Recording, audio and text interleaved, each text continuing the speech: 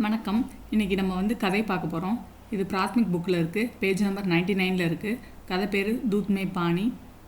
எதுக்கு நம்ம வந்து பிராத்மிக்கில் சென்டரில் கதைக்கு போகிறோன்னா, இந்த கதை எழுதணும்னா நம்மளுக்கு வந்து எக்ஸாமில் 8 மார்க் இருக்குது. ஆகஸ்ட் 24 நம்மளுக்கு எக்ஸாம் இருக்குது. இந்த கதை எழுதுறதுனால நம்மளுக்கு 8 மார்க் கிடைக்கும். ப்ளஸ் ஹேண்ட் ரைட்டிங் இதை வச்சு தான் அவங்க வந்து டிசைட் பண்ணுவாங்க. ஹேண்ட் ரைட்டிங்க்கு 5 மார்க் இருக்குது. ஸோ டோட்டலாக நம்மளுக்கு வந்து 13 மார்க்ஸ் கிடச்சிரும். அதனால் நம்ம ஃபஸ்ட்டு கதை பார்க்கலாம்.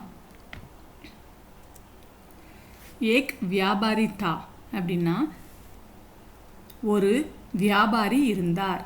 வியாபாரி தமிழ்லையும் வியாபாரி தான். ஒரு வியாபாரி இருந்தார். யாருன்னா அது இவர் தான். வஹ் தூத் கா வியாபார் கர்த்தா தா.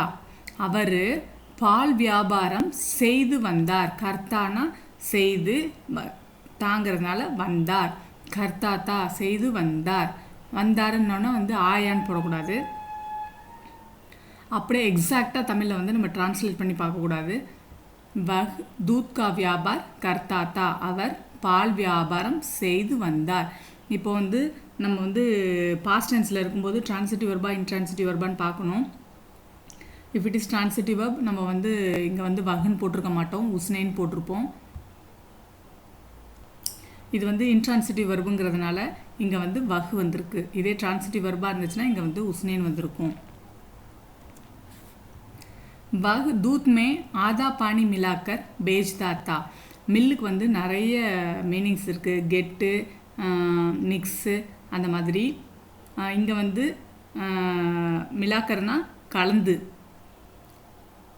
இங்கே வந்து மில்லோட மீனிங் வந்து கலந்துன்னு அர்த்தம். வஹ் அவர் தூத்மே பாலில், ஆதா பானி பாதி தண்ணீர், மிலாக்கர்னா கலந்து, பேஜ்தா தானா விற்று வந்தார். பேஜ்னானா செல்லுன்னு தெரியும். பேஜ்தா தானா விற்று வந்தார். एक दिन वह बड़ी रकम लेकर गाय खरीदने बाजार गया. ஒரு நாள், एक दिन ஒரு நாள், படி அவர் படி ரக்கம் பெருந்தொகையை, பணத்தை, லேக்கர்னா எடுத்துக்கொண்டு, லேனானா எடுத்துட்டு போகிறது தானே, அதான் லேக்கர்னா எடுத்துக்கொண்டு, காய் கரிதனே மாடு வாங்குவதற்கு, பாசார் கயா கடைவீதிக்கு சென்றார், சந்தைக்கு சென்றார்.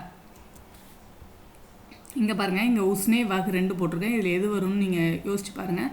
ராசேமேன் இங்கே டேஷ் இருக்கதா நினச்சிங்க. ராசேமேன் ஏக் தாலப் தேக்கா. இப்போது வழியில், ராசேமேன்னா என்ன, வழியில் ஒரு, தாலப்னா குளம், குளத்தை கண்டார். அப்போது இங்கே வந்து நம்ம இது வந்து பாஸ்ட் டென்ஸு, டிரான்சிட்டிவ் வெர்பா இன்ட்ரான்சிட்டிவ் வெர்பான்னு பார்க்கணும். இது வந்து தேக்கான்னு வரும்போது என்ன பார்த்தார் அப்படிங்கிறது வந்து நம்மளால் கேள்வி கேட்க முடியும். என்ன பார்த்தார்னு கேள்வி கேட்டால் நம்மளுக்கு வந்து பதில் வந்து குளத்தை கண்டார்னு வரும். ஸோ அப்போ இது வந்து டிரான்சிட்டிவ் வெர்பு. டிரான்சிட்டிவ் வெர்புனா வஹு வரணுமா உஸ்னே வரணுமா? உஸ்னே தான் வரும். வஹு உஸ்னே ரெண்டுத்துக்குமே மீனிங் வந்து அவர் தான். உஸ்னேனா நம்ம வந்து பாஸ்ட் டென்ஸில் யூஸ் பண்ணுவோம், வஹுனா மிச்சம் இதில் யூஸ் பண்ணணும். இப்போ இது டிரான்சிட்டிவ் வெர்பாக இருக்கிறதுனால நம்ம வந்து உஸ்னே யூஸ் பண்ணணும். அவர் வழியில் ஒரு குளத்தை கண்டார். டேஷ் தாலப் மேன் நகாக்கர் தோடி தேர் ஆராம் கர்னா சாஹா. அதாவது அவர் குளத்தில், தாலப் மேன் நகாக்கர், நகானானா குளிக்கிறது, நகாக்கர் குளித்து விட்டு, தோடி தேர்னா கொஞ்ச நேரம், ஆராம் கர்னானா ரெஸ்ட் எடுக்க, சாஹானா சாகத்தானா விரும்புதல், சாஹானா விரும்பினார். ஸோ உஸ்னே தாலப் மேன் நகாக்கர் அவர் குளத்தில் குளித்து விட்டு, தோடி தேர் ஆராம் கர்னா சாஹா கொஞ்ச நேரம் ரெஸ்ட் எடுக்க விரும்பினான். இஸ்லியே புக்கில் இருக்காது, நம்ம எழுதுறதுனால ஒன்றும் தப்பு இல்லை.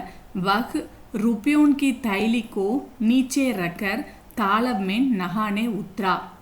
அதனால் அவர் ருப்பியோன் கி தைலிகோனா பணத்தின் பையை, தைலிகோனா என்ன பையை, நீச்சே ரக்கர் கீழே வைத்துவிட்டு, தாலப் மேன் குளத்தில், நகானே குளிப்பதற்கு, உத்ரா இறங்கினார்.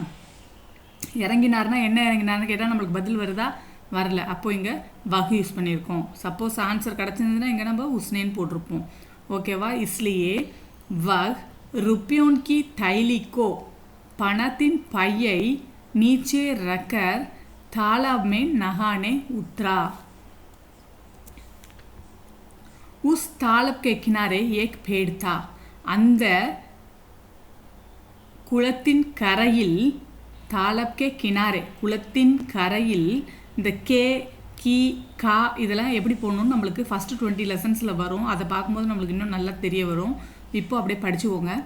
உஸ் தாலப் கே கினாரே ஏக் பேட் தா ஒரு மரம் இருந்தது. உஸ் பேடு பர் புக்கில் வந்து உஸ் பர்னு இருக்கும். நம்ம உஸ் பேடு பர்னு எழுதினாலும் தப்பு கிடையாது. உஸ் பேடு பர் ஏக் பந்தர் ரஹ்தா தா அந்த மரத்தின் மீது ஒரு குரங்கு வாழ்ந்து வந்தது இல்லை வசித்து வந்தது. உஸ் பேடு பர்னா அந்த மரத்தின் மீது ஏக் பந்தர் ஒரு குரங்கு ரஹ்தா தா வசித்து வந்தது. बाघ रुपयों की थैली को खाने की चीज समझकर उसे लेकर पेड़ पर चढ़ गया. அது என்ன நினச்சிக்கிட்ட அந்த குரங்கு ருப்பியோன் கி தைலிக்கோ பணப்பையை காணைக்கு சீஞ்சுனா சாப்பிடும் பொருள் சீஞ்சுனா பொருள் காணைக்கு சீஞ்சுனா சாப்பிடும் பொருள் சமைச்சுக்கர்னா நினச்சிக்கிட்டு உசே லேக்கர் அதை எடுத்துக்கொண்டு பேடு பர் சட்கையா மரத்தின் மீது ஏறி சென்றது. ஆனால் புக்கில் உசே லேக்கர் பேடு பர் சட்கையான்னு இருக்காது. ஊப்பர் லே கயான்னு இருக்கும். சிம்பிளாக அவங்க கொடுத்துருப்பாங்க. நீங்கள் எப்படி எழுதினாலும் கரெக்டு தான். இப்படி நீங்கள் ஓனாக ட்ரை பண்ணி எழுதும்போது உங்களுக்கு இன்னும் வந்து பேசும்போது உங்களுக்கு வந்து ரொம்ப ஈஸியாக இருக்கும். அதனால தான் நான் இதை வந்து அப்படியே எழுதியிருக்கேன். உசே லேக்கர் அதை எடுத்துக்கொண்டு பேட் பர் சட்கையான மரத்தின் மீது ஏறி சென்றது. वह रुपयों की थैली को खाने की चीज समझकर उसे लेकर पेट पर चढ़ गया. इसे देखकर व्यापारी डर गया. இதை பார்த்துட்டு வியாபாரிக்கு டர்னா பயம்னு தெரியும். டர் கயா பயம் வந்துடுச்சு, பயந்து போயிட்டாரு. உஸ்னே பந்தர் கோ டராயா ஆர் தம்காயா. அவர் என்ன பண்ணுறாரு குரங்கை டராயா ஆர் தம்காயானா டர்னானா நம்ம பயப்படுறது, டரானானா மற்றவங்கள பயமுறுத்துறது, டராயானா பயமுறுத்துறாரு மற்றும் தம்காயானா மிரட்டுறாரு. உஸ்னே அவர் बंदर को डराया और धमकाया लेकिन बंदर ने इसकी कोई परवाह नहीं की. लेकिन ஆனால் குரங்கு அதை பொருட்படுத்தவில்லை. பர்வா கர்னானா பொருட்படுத்துதல். இங்கே பர்வா நஹி கீன்னு வந்திருக்கு. அப்போ பொருட்படுத்தவில்லை.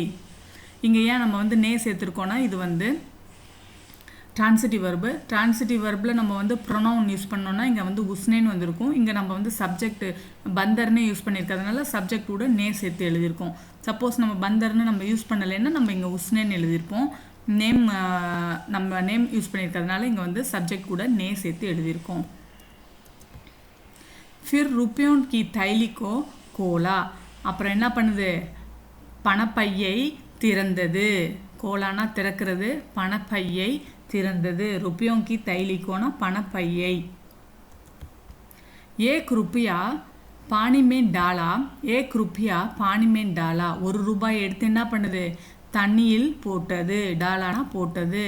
फिर एक रुपया जमीन पर डाला. அப்புறம் என்ன பண்ணுது இன்னொரு ரூபாய் எடுத்து இது ரூ தான் ரூன்னு போட்டிருக்கு ரூ. இன்னொரு ரூபாய் எடுத்து என்ன பண்ணுது தரையில் போடுது. इस प्रकार बंदर ने आधे रुपयों को पानी में डाला और आधे रुपयों को जमीन पर डाला. இதே மாதிரி இப்படியாக इस प्रकार बंदर ने குரங்கு आधे रुपयों को பாதி பணத்தை पानी में डाला தண்ணியில் போட்டது. அதே சென்டென்ஸ் தான் கொஞ்சம் ரிப்பீட் ஆகிருக்கும். அங்கே வந்து ஒரு ரூபாய் எடுத்து போட்டுச்சுன்னு வரும். இப்போ போட்டு பாதி ரூபாயை வந்து தண்ணியிலையும் பாதியை வந்து தரையிலையும் போட்டுச்சு. நம்ம செகண்ட் லைன் திருப்பி அதே ரிப்பீட் பண்ணி எழுதணும். ஆதே रुपयान को पानी में डाला और आधे रुपयान को जमीन पर डाला. அதே இதில் வந்து ஆதே रुपयाன்னு நம்ம சேர்த்துருப்போம். இங்கே एक रुपयाன்னு போட்டதை இங்கே வந்து ஆதே रुपयान को पानी में डालाன்னு நம்ம போடணும். इस प्रकार இதே மாதிரி போட்டுக்கிட்டே வந்து இப்படி ஆயிடுச்சுன்னு நம்ம எழுதுகிறோம்.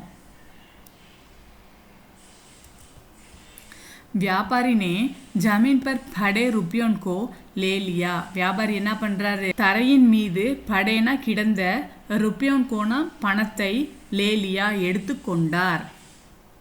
லேனானா எடுத்துக்கிறது. எடுத்துக்கொண்டார். இங்கே என்ன எடுத்துக்கொண்டார்னு கேட்குறோம்.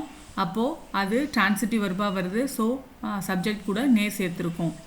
व्यापारी ने जमीन पर पड़े रुपयों को ले लिया. जमीन தரையின் மீது கடந்த பணத்தை எடுத்துக்கொண்டார்.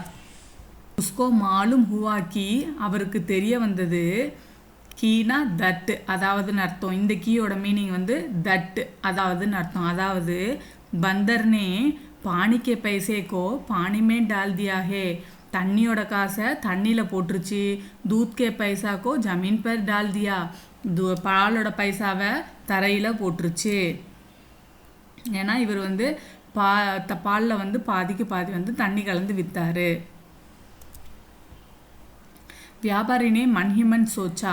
அவர் வந்து வியாபாரி வந்து தனக்குள் நினச்சிக்கிறாரு. மன்ஹிமன் சோச்சானா தனக்குத்தானே நினச்சிக்கிறாரு. பந்தர்னே சஹின்யா கியாஹே. குரங்கு சரியான நீதியை செஞ்சிடுச்சு அப்படின்னு அவருக்குள்ளேயே நினச்சிக்கிறாரு. சீக்னா லேர்ன். இதுலேருந்து நம்ம என்ன கற்றுக்கணும்? பாப்கி கமாயி கபினகின் பச்தி. பாவத்திலேருந்து நம்ம சம்பாரித்தது, கமானானா ஏர்னிங்.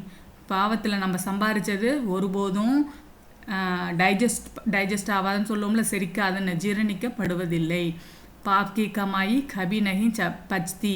இது வரைக்கும் நம்மளுக்கு எழுதுனோம்னா நம்மளுக்கு 8 மார்க் கிடைக்கும், +5 13 மார்க்ஸ் கிடைக்கும். ஸோ புரிஞ்சுக்கிட்டு படிங்க. இந்த ஸ்டோரி உங்களுக்கு பிடிச்சிருக்குன்னு நினைக்கிறேன், புரிஞ்சிருக்குன்னு நினைக்கிறேன். மறக்காமல் ஈலன் சேனலை சப்ஸ்கிரைப் பண்ணுங்கள். நன்றி, வணக்கம்.